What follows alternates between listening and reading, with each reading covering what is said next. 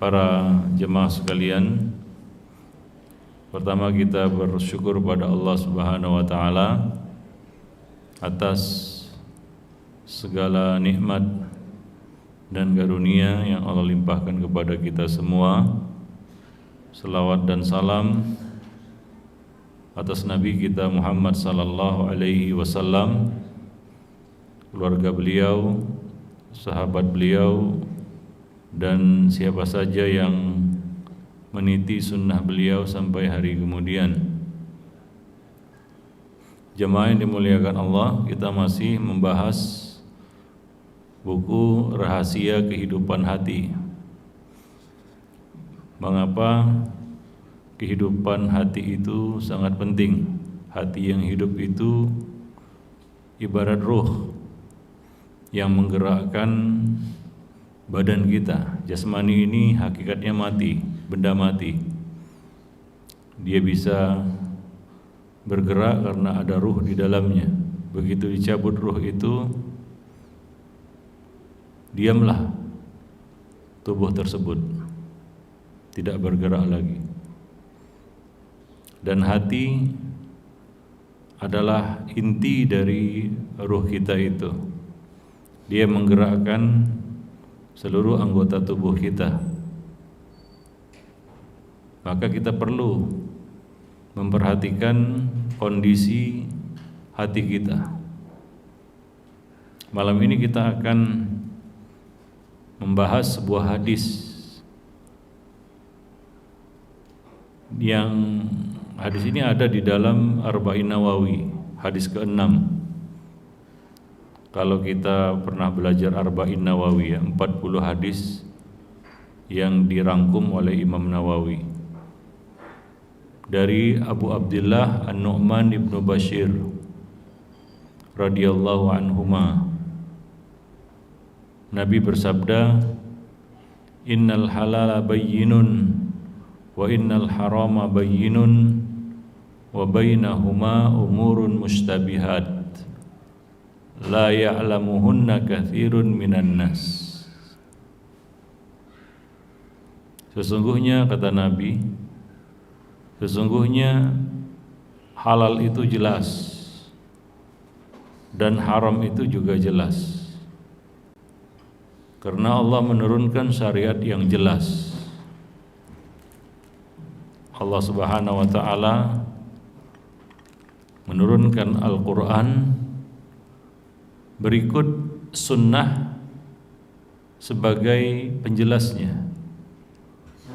Maka diutuslah Nabi yang menjelaskan apa yang Allah turunkan kepada manusia di dalam kitabnya. Perkara halal itu jelas, perkara haram juga jelas. Tidak ada perkara yang samar di dalam syariat Allah. Ya, tidak ada yang samar hingga kita meraba-raba itu apa maksudnya Allah berkata seperti ini, berkata seperti itu. Karena Nabi juga mengatakan dalam hadis, "Innama bu'istu bil hanifiyatis samha." Sesungguhnya aku diutus dengan membawa agama yang hanif. Hanif itu artinya sejalan dengan fitrah, tidak menyalahi fitrah. Dan samha, mudah dipahami dan mudah juga untuk diamalkan. Ya, maka halal dan haram itu jelas sebenarnya. Namun di antara keduanya ada perkara yang samar-samar, area abu-abu, ya, yang menjadi samar hukumnya halal atau haram, gitu ya. Nah, ini disebut syubhat. Nabi menjelaskan sifat syubhat itu. Kenapa perkara itu menjadi syubhat? Nabi berkata, la ya'lamuhunna katsirun minan nas. Perkara syubhat ini tidak diketahui oleh banyak manusia. Ini menjelaskan bahwa salah satu sebab terjadinya syubhat itu adalah karena ketiadaan ilmu. Maka boleh jadi perkara itu syubhat bagi satu orang, tapi tidak syubhat bagi yang lainnya, tidak samar bagi yang lainnya. Orang yang kurang ilmu mungkin memandangnya ini perkara syubhat, samar-samar ini. Tapi bagi orang yang berilmu, ar-rasikhuna fil ilm, yang dalam ilmunya, dia tidak melihat syubhat itu. Ya, dia tidak melihat adanya syubhat di situ. Tidak samar baginya. Bahkan jelas. Sebagaimana kata Nabi, halal itu jelas, haram itu jelas. Maka perkara yang membuat syubhat itu adalah ketiadaan ilmu. Ya, kita tidak mengetahuinya. Kita tidak punya ilmunya. Maka kita katakan, wah ini syubhat nih bagi saya. Ini syubhat. Padahal hakikatnya tidak ada perkara yang enggak jelas yang Allah turunkan kepada manusia. Karena Allah turunkan Al-Quran ini sebagai apa? Petunjuk, ya. Inna hadzal Qur'an yahdi lillati hiya aqwam. Sesungguhnya Quran itu diturunkan untuk menunjuki manusia, membimbing manusia kepada arah yang lebih jelas, aqwam, lebih lurus. Ya, maka syubhat itu terjadi karena sudut pandang manusia itu, yaitu mereka tidak punya ilmu. Ya, maka dari itu Islam menganjurkan kita untuk belajar, berpikir. Ya, kita dikasih akal untuk berpikir, untuk memahami apa yang Allah turunkan kepada nabinya. Maka orang yang enggak belajar akan jahil. Maka segala sesuatu akan terlihat samar-samar dalam pandangannya. Ya, semua dipandangnya sebagai syubhat itu. Karena dia tidak punya ilmunya. Kata Nabi, la ya'lamuhunna katsirun minan nas. Perkara syubhat ini sifatnya adalah tidak diketahui oleh banyak orang. Karena keterbatasan ilmu mereka. Makanya di dalam Al-Quran kita diperintahkan untuk terus berpikir, membiasakan berpikir, menggunakan akal untuk berpikir. Ya, tadabbur, tafakkur. Allah memuji orang-orang yang berpikir, ulul albab, ulul absar, ulul nuha. Ya, dan Allah mencela orang-orang yang tidak menggunakan akalnya untuk berpikir. Ya, Allah samakan mereka seperti binatang ternak. Maka muslim itu harus belajar. Belajar di sini artinya dia bersungguh-sungguh menggunakan anugerah akal itu untuk memahami apa yang Allah turunkan kepadanya, sehingga menjadi jelas sebagaimana kata Nabi, haram jelas, halal juga jelas. Ya. Tapi agama ini bukan hanya untuk orang yang pinter sebenarnya. Enggak cukup kita jadi orang yang pinter. Kalaulah kepintaran itu adalah jawabannya, enggak ada orang yang pintar menolak hidayah, seharusnya ya. Iya kan? Harusnya orang pintar pasti mengikuti hidayah. Tapi kenyataannya ada orang yang otaknya memang pintar tapi enggak mengikuti hidayah. Ada enggak? Banyak. Jadi di dalam agama ini kita enggak cukup modal pintar saja.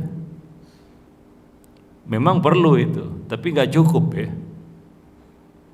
Ya, bukan semata-mata faktor kita pintar lalu kita dapat petunjuk hidayah kepada siratal mustaqim. Berapa banyak ya? Kalau kita katakan Fir'aun itu bukan nggak pintar, Haman bukan nggak pintar, Qarun, bahkan Qarun berkata, innama utituhu ala ilmin indi. Aku dapat kekayaan ini karena aku punya ilmu, aku pintar. Iyalah, kalau Qarun ini enggak pintar, bagaimana dia punya harta yang berjibun ya? Enggak mungkin. Demikian juga orang-orang yang hidup di zaman Nabi ya, seperti Abu Jahal, Abu Lahab, ini bukan orang-orang bodoh. Mereka orang-orang pintar. Di masa itu mereka sudah buat Darun Nadwah, seperti majelis permusyawaratan rakyat di sini. Di situ dibahas semuanya sampai perekonomian Mekah. yang Allah katakan mereka mengadakan dua perjalanan, rihlatas syita'i wa as-saif, sehingga perniagaan di kota Mekah itu maju. Ya, kalau mereka bukan orang-orang pintar, enggak mungkin mereka bisa mengembangkan ekonomi di kota Mekah. Sehingga di Mekah itu ada beberapa pasar, market lah kalau sekarang ya, yang besar itu. Luar biasa ekonominya pada saat itu ya. Jadi mereka ini bukan orang-orang bodoh, bukan orang bloon, enggak, bukan orang idiot. Mereka orang-orang pintar, tapi ternyata kepintaran itu juga enggak cukup.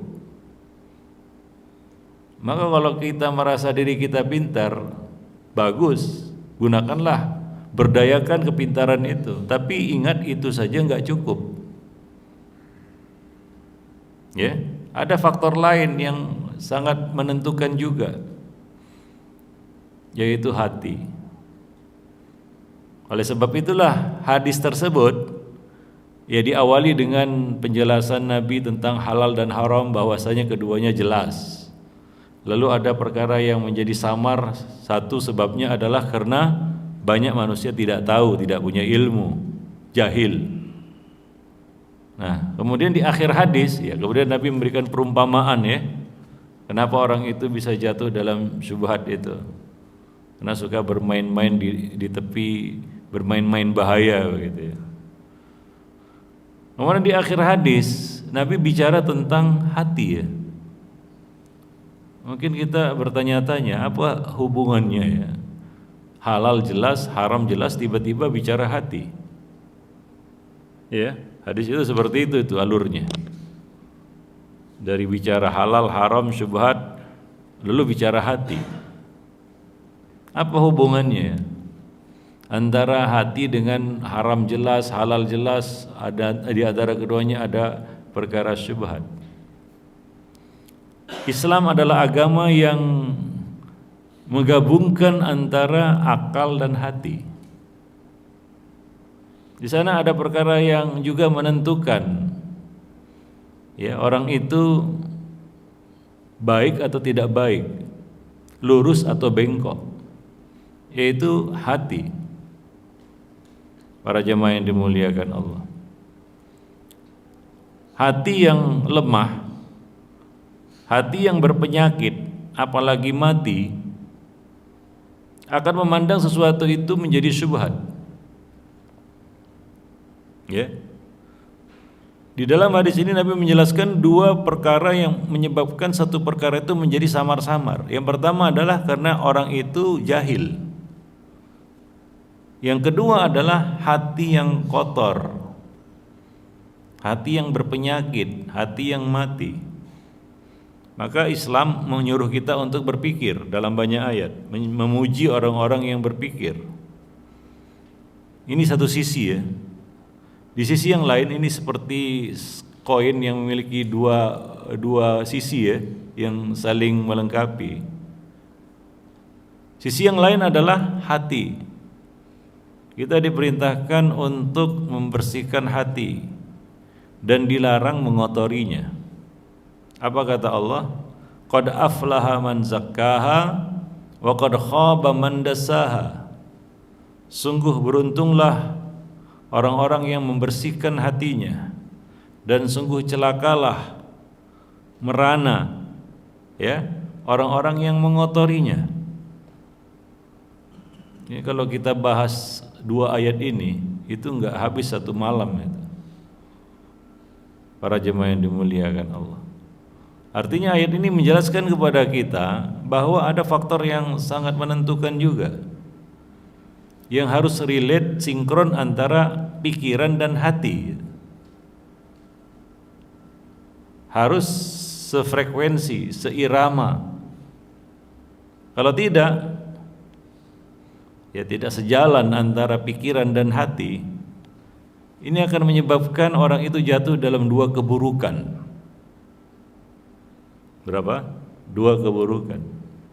Dan dua keburukan ini Allah sebut di dalam Al-Quran,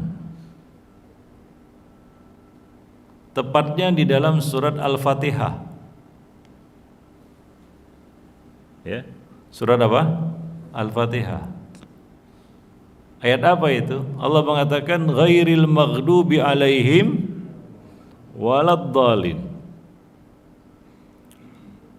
Ya Allah, tunjukilah aku jalan yang lurus, jalan orang-orang yang Engkau beri nikmat, bukan jalan orang-orang yang Engkau murkai, dan bukan juga jalan orang-orang yang sesat. Di sini Allah mengecam dua kelompok manusia. Yang pertama adalah al-maghdub alaihim, yaitu orang-orang yang mendapat murka Allah, kemarahan Allah. Allah marah murka kepada mereka. Yang kedua adalah ad-dallin, orang-orang yang sesat.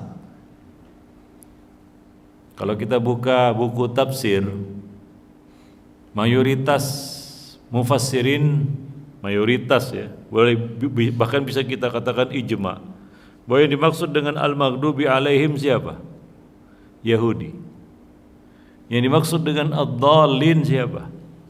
Nasrani. Ini dua tipe manusia yang berbeda. Dua-duanya ya Allah celah di dalam surat Al-Fatihah itu. Yang pertama orang-orang Yahudi. Apa salah orang Yahudi ini?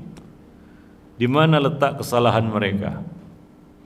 Mereka adalah kaum yang tahu tapi tak mau. Tahu tapi tak mau. Makanya agama ini bukan masalah tahu nggak tahu, bukan itu aja.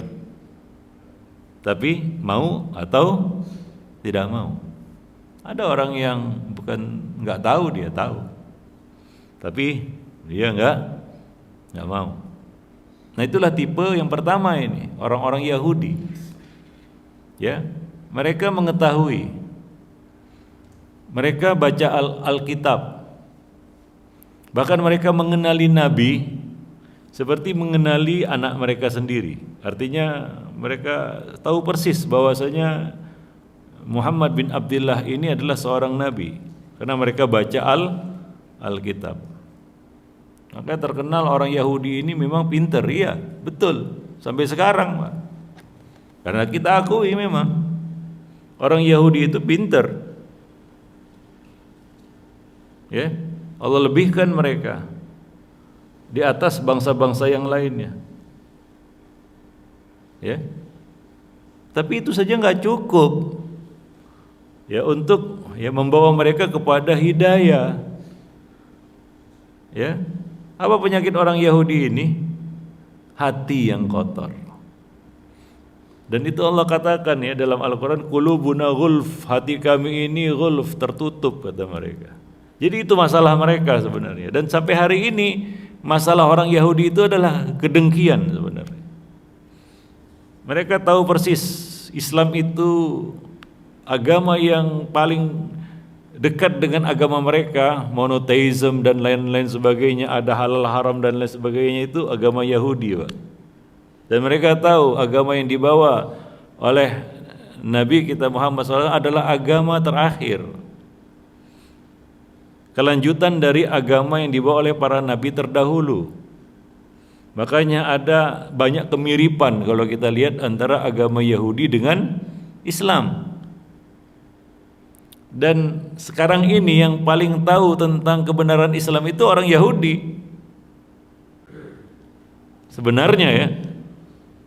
Tapi kenapa mereka kayaknya itu saja nggak cukup untuk membuat mereka mendapat hidayah. Masalahnya adalah hati ini. Hati yang kotor, hati yang tertutup, hingga menghalangi mereka untuk mengikuti kebenaran. Dan ini terjadi dulu ya, dan terjadi juga hari ini. Seperti yang Allah ceritakan di dalam Al-Quran. Ya, seperti yang kita tegaskan tadi, ya, agama ini bukan masalah antum tahu atau tidak tahu, bukan hanya itu. Tapi masalahnya mau atau tidak mau. Allah kasih contoh dalam Al-Quran ini, orang-orang Yahudi ini. Mereka dilarang memancing, menjala ikan di hari Sabtu. Dan semua orang Yahudi tahu itu, larangan itu. Jelas sebagaimana kata Nabi, innal halala bayyinun wa innal harama bayyin. Halal itu jelas, haram itu jelas. Dan mereka bukan nggak tahu, mereka tahu larangan itu. Mereka tahu larangan itu. Ya tapi ini ujian juga ya. Yang namanya ikan, Pak ya. Ngerti juga ternyata ikan itu.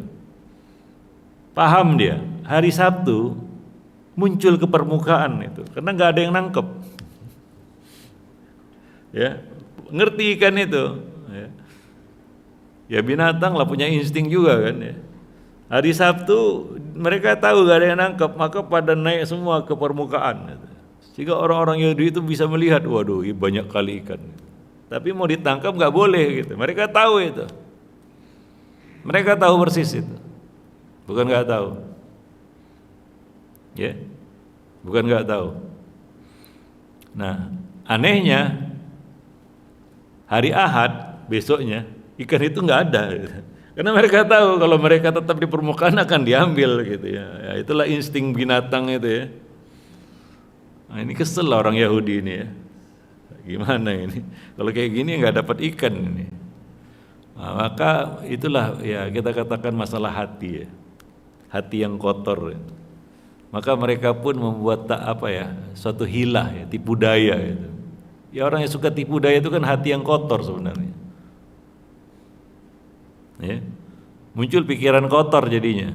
Apa yang mereka lakukan? Hari Sabtu ketika mereka melihat ikan-ikan itu naik ke permukaan, mereka tidak ambil, tapi mereka perangkap ikan itu, sehingga nggak bisa kemana-mana. Tapi nggak diambil ini, diperangkap.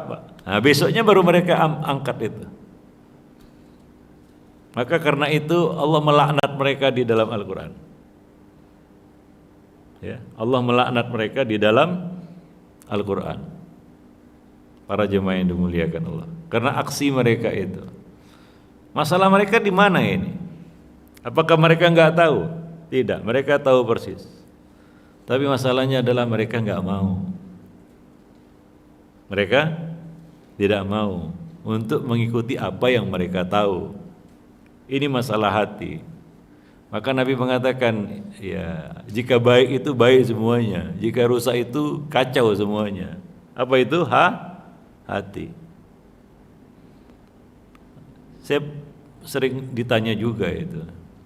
Ada seorang yang bertanya sama saya, Ustadz, saya kerja di lembaga riba, apa yang harus saya lakukan? Apakah saya harus keluar?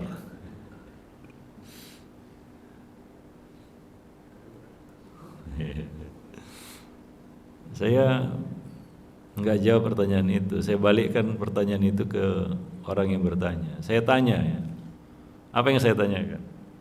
Satu saya tanyakan, antum bertanya seperti ini sudah yang keberapa kali? Jujur dia, ya sudah beberapa kali, ada beberapa ustadz sudah saya tanya. Gimana jawabnya? Sama katanya. Lalu kenapa ditanya ke saya? Senyum dia. Saya tahu kamu mengharapkan jawaban yang lain.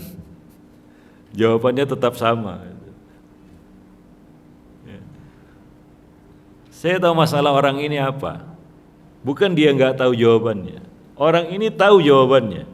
Buktinya apa? Dia sudah tanya berkali-kali itu. Tapi apa masalahnya? Hatinya belum terbuka, belum mau. Hingga dia terus tanyakan, jadi syubhat. Padahal yang dia tanyakan sudah jelas, dia kerja di lembaga riba yang harus dia tinggalkan kan gitu ya. Tapi ditanya terus, tanya terus. Sebagian orang ada bertanya dengan pertanyaan yang sama berkali-kali, dan dia sudah dapat jawaban berkali-kali juga dengan jawaban yang sama, Pak. Ada nggak seperti itu? Iya. Ini masalahnya apa? Padahal dia udah tahu dalilnya, keterangannya. Tanya Ustadz ini dapat dalil ini, tanya Ustadz yang lainnya dapat dalil yang baru lagi. Semuanya sama jawabannya. Masalahnya adalah masalah hati. Hingga perkara yang jelas, halal haram tadi jelas, jadi samar. Bagi dia, Pak. Jadi samar itu. Itulah sebab perkara syubhat itu terjadi? Bukan karena agama ini syubhat, enggak. Ya, salah satu penyebabnya apa? Hati yang kotor. Maka Allah katakan, sungguh beruntung orang yang membersihkan hatinya, dan celakalah orang yang mengotorinya, yang menjadi sumber keburukan atas dirinya. Hati yang bersih itu adalah sumber kebaikan bagi pemiliknya. Jamaah yang dimuliakan Allah, ya. Nah demikian. Ini satu tipe manusia. Masalah mereka adalah masalah hati mereka, dan itu yang terjadi pada orang-orang Yahudi. Baghyan bainahum, saling hasad di antara mereka. Ya, saling hasad di antara mereka. Para jemaah yang dimuliakan Allah. Maka dikatakan masalah manusia ini dua, Pak. Antara tak tahu atau tak mau, itu aja. Tak tahu jahil, ya. Tak mau ya hati yang kotor. Ya, hati yang kotor. Para jemaah yang dimuliakan Allah. Maka kita diperintahkan untuk ya membersihkan dan senantiasa mensucikan hati. Di samping kita diperintahkan untuk berpikir dan belajar, kan begitu? Maka saya katakan, kalaulah untuk dapat hidayah modalnya pinter, banyak orang pinter harusnya dapat hidayah. Harusnya menerima kebenaran. Banyak orang pinter, Pak. IQ tembus 200 kali. Iya, tapi susah kali menerima kebenaran itu. Ngeyel terus gitu. Masalahnya apa? Hati. Enggak lain enggak bukan itu. Ala wahiyal qalb. Nah, yang kedua, kelompok yang kedua yang Allah cela di dalam ayat tersebut adalah dhalin. Siapa mereka? Nasrani. Ada apa dengan orang Nasrani ini? Ini kebalikan dari orang Yahudi ini. Mereka adalah orang-orang yang beramal tapi tidak berilmu. Orang-orang yang ingin membersihkan hati, makanya Allah cela mereka karena gaya hidup mereka yang rohbaniyah. Rohbaniyah itu artinya menjalani hidup kependitaan begitu ya. Artinya apa? Ada yang menjauhi wanita, tidak menikah. Ada yang terus-menerus beribadah di dalam tempat ibadah, enggak keluar-keluar. Puasanya juga terus-menerus. Luar biasa. Tapi apa? Tidak mau belajar. Tidak mau berpikir. Itu masalah orang Nasrani sampai hari ini, Pak. Sampai hari ini. Ya. Mereka mengurusi hati, bicara cinta kan begitu ya. Oh, Masya Allah. Tapi apa? Nggak mau berpikir, maka kita lihat aneh-aneh itu. Kadang-kadang kita melihat perkataan mereka berkata dalam hati, bergumam, ini orang mikir atau tidak? Gitu. Aneh-aneh kadang-kadang, Pak ya, penjelasan mereka tentang agama mereka. Gitu. Yang kita kadang-kadang kita bertanya-tanya, ini orang beragama seperti ini mikir atau nggak mikir ya? Gitu. Kayaknya nggak mikir gitu. Para jemaah yang dimuliakan Allah. Ya, nah itu penyakit itu. Ya. Penyakit itu. Jadi modal hati bersih saja nggak cukup juga ternyata. Harus belajar, berpikir. Jadi Islam itu menggabungkan antara keduanya. Ya. Kita diperintahkan berpikir, belajar, namun di satu sisi yang lain kita diperintahkan juga untuk apa? Untuk membersihkan hati.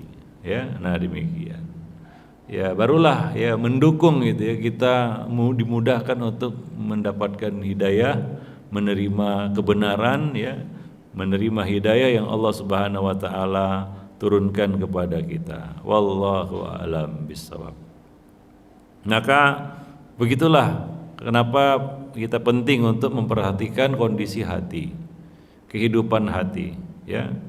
Jangan dilalaikan. Para jemaah yang dimuliakan Allah. Ya, kita berlindung dari dua tipe manusia tadi, ya, yang tahu tapi tidak mau, atau juga yang kedua yaitu apa? Yang mau tapi tidak tahu. Gitu.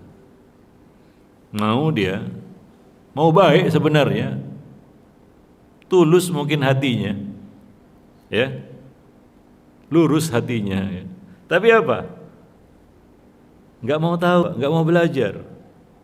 Ini agak susah juga ini. Banyak orang-orang yang tulus sebenarnya hatinya, bagus, nggak niku-niku, tapi nggak mau belajar. Ya, puas dengan apa? Dengan kejahilannya. Ya udah, mau digimanakan lagi? Ya nggak bisa diapa-apakan lagi para jemaah yang dimuliakan Allah. Ya, nah demikian. Maka orang-orang Nasrani itu jatuh dalam taklid buta. Ya. Adapun orang-orang Yahudi, ini penyakit mereka adalah jatuh dalam takwil yang membabi buta. Ya. Apa? Takwil yang membabi buta. Mereka kira mereka pintar, dan kepintaran itu cukup bagi mereka, tapi ternyata tidak. Itu jadi apa ya? Sebab ataupun menjadi sumber fitnah bagi mereka. Para jemaah yang dimuliakan Allah. Ya, maka kita dianjurkan oleh Allah Subhanahu wa taala, diperintahkan untuk ya senantiasa memperhatikan kehidupan hati kita. Ya, memperhatikan kehidupan hati kita. Maka jangan lupakan ya kita katakan materi-materi kajian-kajian yang bersifat tazkiyatun nufus, pembersihan jiwa. Kadang-kadang itu yang kita lupa. Ya terus terang aja, materi yang paling berat untuk saya ajarkan itu akhlak sudah. Iya, itu paling berat sudah. Kena mental kita, ada beban berat kalau sudah disuguhi materi, Ustadz tolong isi akhlak, waduh berat itu.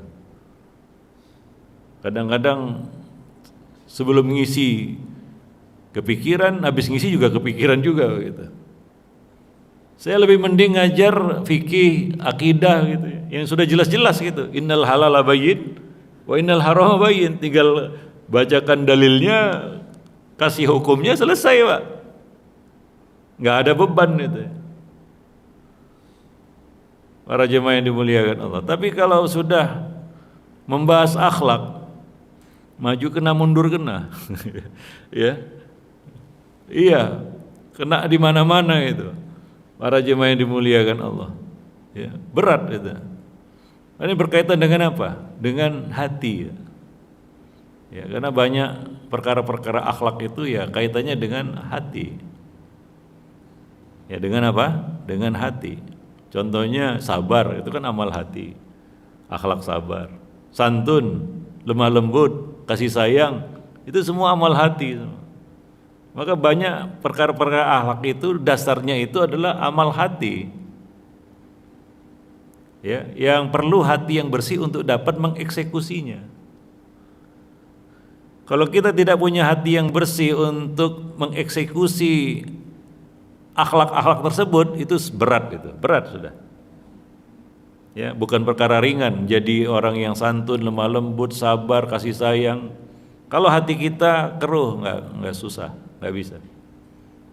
Para jemaah yang dimuliakan Allah, itu perkara yang paling berat untuk kita lakukan sudah. Ya, nah maka jangan abaikan itu.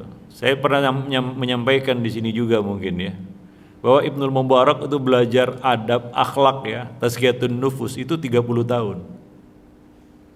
Dan belajar ilmu-ilmu yang lainnya itu 20 tahun.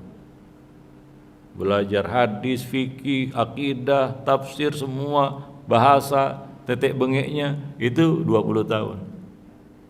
Khusus belajar tazkiyatun nufus, akhlak, adab itu 30 tahun sendiri itu.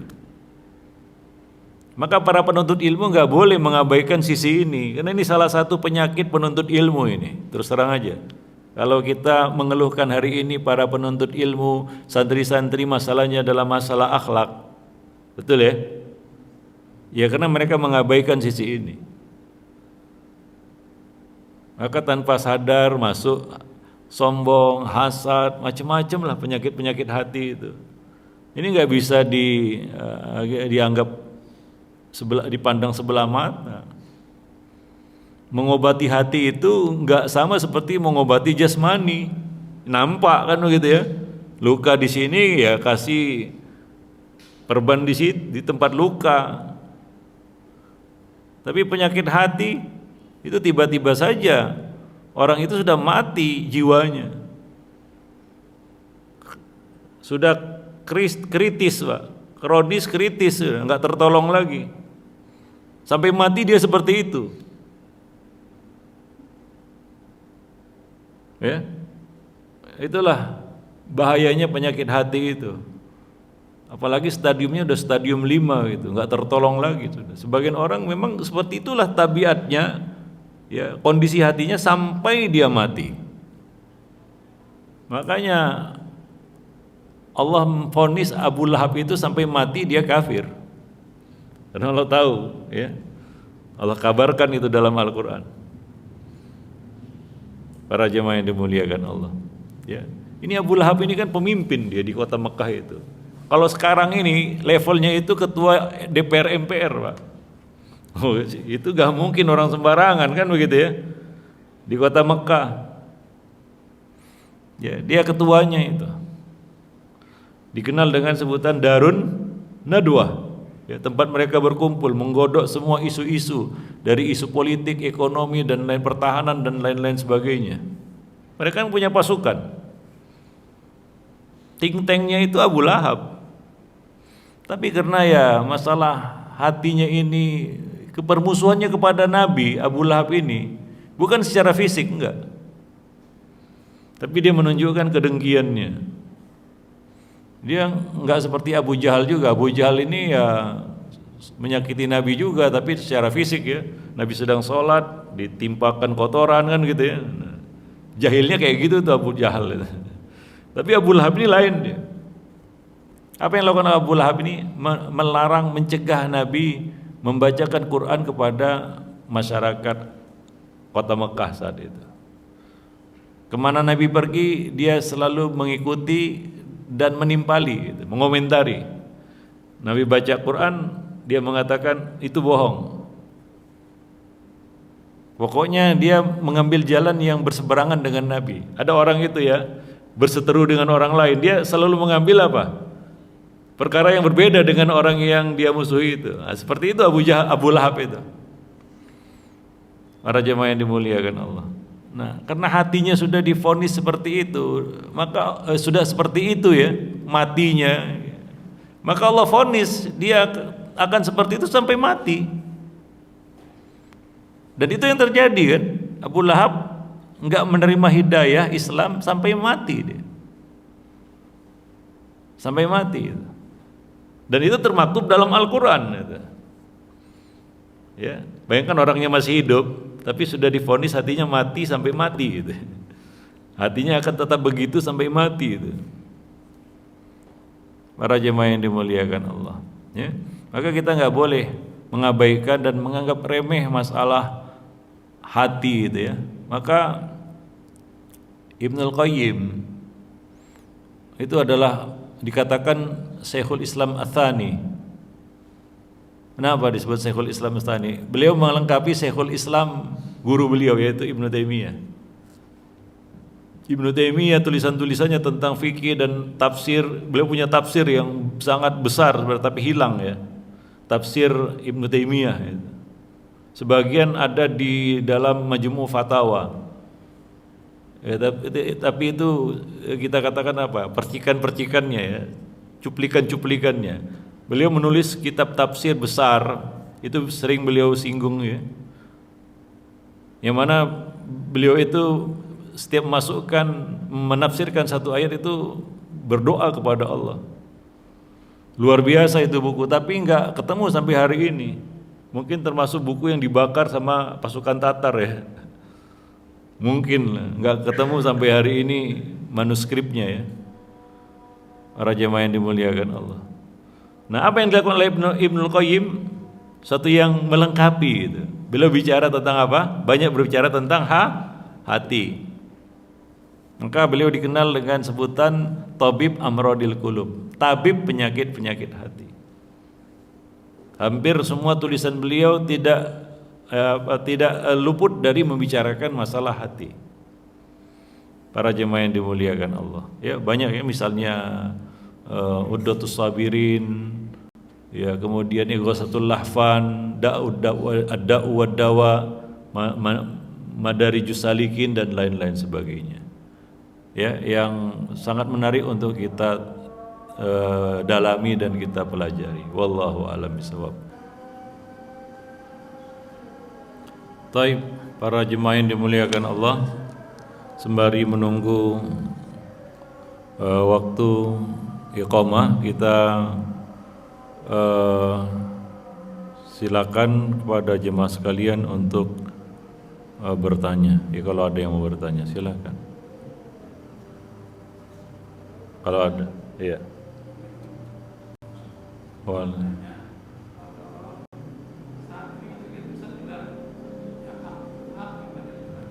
Iya.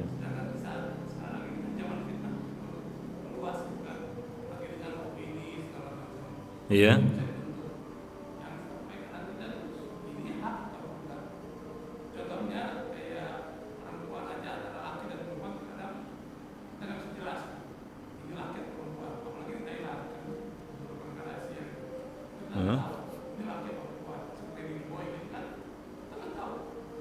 Terus?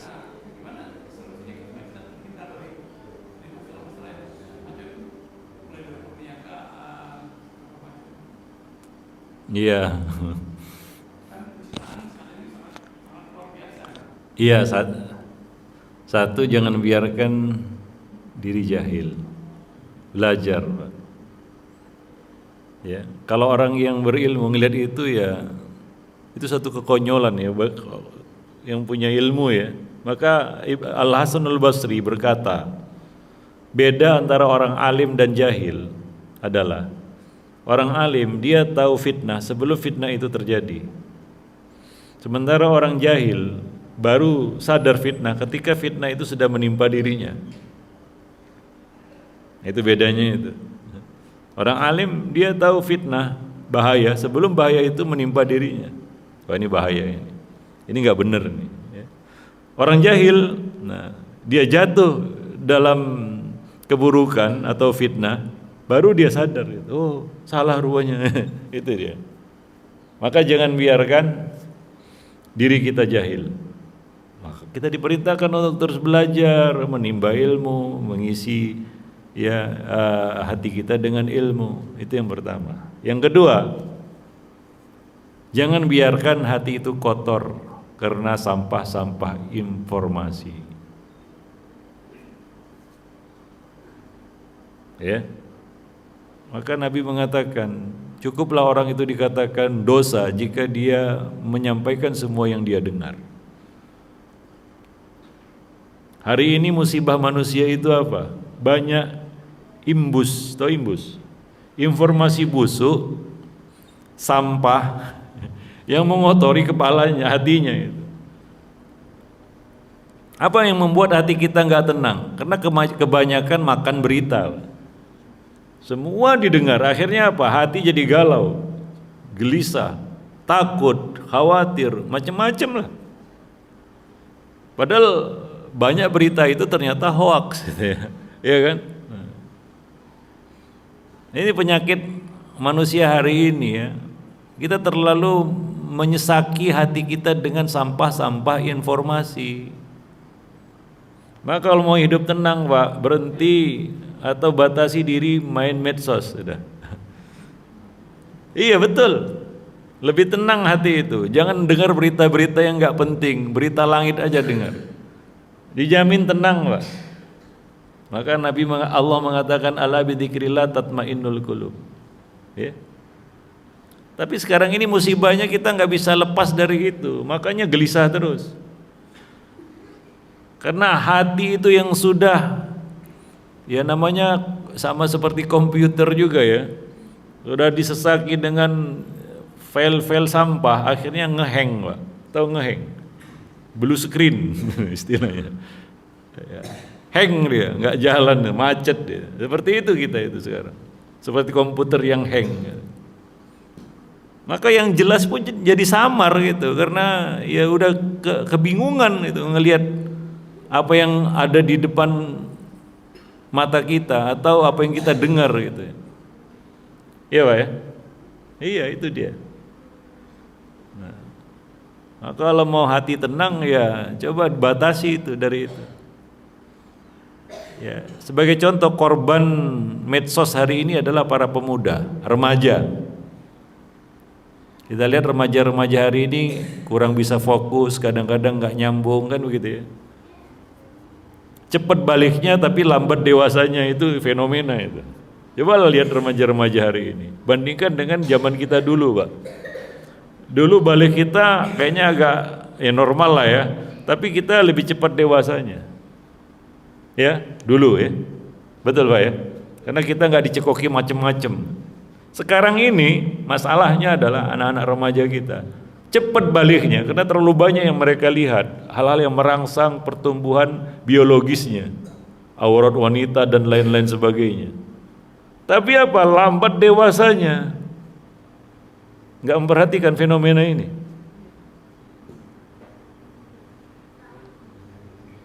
Bisa melihat fenomena ini, Pak? Ada di rumah nggak? Banyak yang ngeluh soalnya. Saya nulis buku Ada Apa Dengan Remaja. Itu dikajikan kajian parenting di berbagai sekolah. Rata-rata orang tua mengeluhkan hal yang sama, baik putra, remaja putra maupun remaja putri. Itu kenyataan, Pak. Gak usah kita menghindar dan berusaha lari darinya. Kadang-kadang kita ngaji ini gak relate dengan masalah kita, itu aja. Ketika kita diajak ngaji yang relate dengan masalah kita berusaha menghindar. Ya, itu kenyataan. Saya kemarin diundang sekolah untuk mengisi kajian parenting. Saya syaratkan hari libur dan diundang ayah bunda. Tiba hari hanya, datanglah saya jam 8 katanya, ya udah jam 8, oke. Membahas buku itu Ada Apa Dengan Remaja, karena sekolah sudah pusing itu, guru-guru sudah angkat tangan, nyaris angkat kaki juga. Kenapa? Remaja putri yang, ini sekolah putri ini, yang tergila-gila drakor, K-pop itu kan begitu ya, K-pop, macam-macam lah. Ada yang terindikasi ini itu dan macam-macam masalahnya. Udah pusing sekolah. Guru udah pusing, jadi mereka mengharapkan kerjasama orang tua begitu ya. Ini anak-anak remaja putri mereka soalnya. Datanglah saya jam 8, nggak ada yang hadir, Pak. Belum ada yang hadir. Kata panitia, tunggu dulu lah Ustaz, masuk ruangan dulu. Saya tunggu. 8.15 belum dipanggil, 8.30 belum dipanggil, 8.45 saya datang ke panitia. Ini jadi nggak? Buku udah dipesan itu. Iya. Jadilah Ustaz, ya, berapa yang hadir lah katanya. Tapi saya masuk ruangan terkejut saya. Terkejut saya betul. Kenapa terkejut? Saya tanya itu sama guru-guru. Ini saya nggak salah masuk ini. Betulkah sekolah ini, saya bilang. Iya. Bukan panti asuhan kan, saya bilang. Bukan, ini sekolah. Bukan panti asuhan. Yang benar saya bilang. Berapa muridnya? Ratusan. Tapi ini yang datang cuma 12 orang, saya bilang. 12 orang, Pak. Berarti murid-murid di sini semuanya ini yatim piatu, saya bilang. Enggak ada yang datang. Yatim piatu semua ya, saya bilang. Makanya saya bilang panti asuhan ini. Begitulah kesadaran orang tua, Pak. Kalau sudah diajak mikir tentang masalah anak, sudah. Padahal itu kan masalah kita semua. Tapi kita berusaha menghindarinya itu. Sebenarnya ini kan hari libur, udah disepakati hari libur, yang diundang ayah bunda wajib karena ini program sekolah. Ya, mereka wajib datang. Tapi begitulah. Kalau kita ngaji, ada bau-bau cuannya, bayar pun mau. Walaupun ngaji di hotel, betul kan? Kalau ada cuan-cuannya itu. Bicara bisnis, bagaimana supaya jadi kaya, maju. Wah, itu semangat itu. Melek. Tapi kalau sudah diajak mikir masalah-masalah yang memang relate dengan kehidupan kita, udahlah, mulailah. Aduh, udahlah. Kalau bisa diwakilkan aja gitu. Terus gimana kita bisa menyelesaikan masalah-masalah seperti itu gitu. Gimana menurut pandangan teman-teman sekalian? Susah ya? Berat ya? Berat. Kalau kita kajikan ada apa dengan remaja gimana? Punya anak remaja ini rata-rata saya rasa, ya saya kira ini punya anak remaja ini. Pusing kan? Iya, saya juga pusing. Iya Pak. Kita tulis buku itu, salah satu tujuan kita mau sharing memang. Kita bukan orang tua yang sempurna, perfect, enggak. Tapi ini masalah kita semua. Masalah kita semua, masalah di sini dan di mana-mana. Banyak orang mencela di Saudi Arabia ini ya. Wah, itu bagaimana itu MBS ya. Muhammad bin Salman, orang-orang datang itu konser rap musik yang di Riyadh segala. Saya bilang masalah di Saudi, anak-anak muda Saudi, apakah ada jaminan anak muda Saudi gak bermedsos? Remaja-remaja mereka gak bermedsos. Masalahnya sama dengan di sini juga. Itu yang dihadapi oleh mereka di sana juga. Lalu bagaimana menghadapi seperti itu? Seperti yang kita hadapi di sini juga remaja-remaja kita. Ini bicara remaja-remaja yang sekolah Islam, Mbak ya. Pondok, bukan pondok ya, boarding school yang basisnya Islam bahkan sunnah. Bukan sekedar Islam aja. Plus-plus lah itunya ya. Udah ya, sekolah Islam plus sunnah lagi gitu. Masalahnya juga sama gitu. Anak-anak remaja putra-putri kecanduan kapok kan itu ya. Ini itu dan lain-lain sebagainya. Bahkan kasus LGBT macam-macam udah.